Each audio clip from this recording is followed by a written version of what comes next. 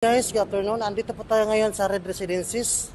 Ito po yung Pio del Pilar. Red Residences sir is located po ng Pio del Pilar, Chinorosis, Makati City. So makita po natin yung area.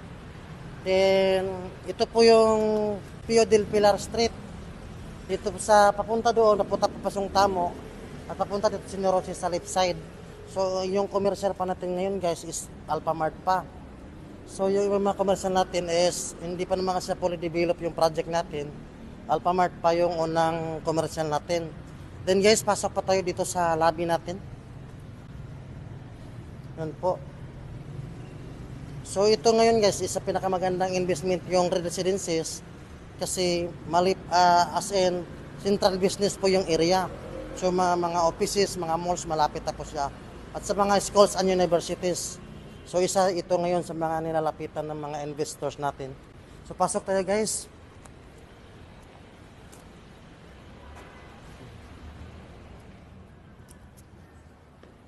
Guys, dito po tayo sa lobby. So ito yung lobby natin guys. Yan. Ito yung reception natin.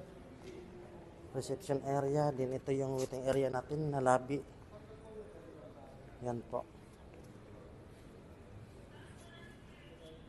Yan, dito po yung mga guests natin mag-aantay pag may mga waiting, sila. Yan. Dito po siya yung natin.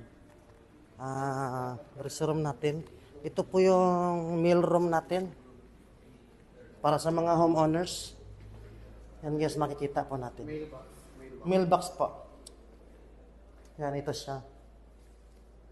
Yan. Ito yung mga mailbox natin. Yan. So, maganda siya guys. Yung restroom natin. And this, sunod na papuntahan is yung elevator. So, meron tayong 6 na elevator guys. Yan po. Dito sa right side, ito yung emergency plan natin. Dito 4 yung elevator at 2 dito sa kabila. Yan ang kagandahan. And then guys, punta tayo ngayon sa 7 floors. Andun po yung amenities natin. Yan, ito yung amenities area.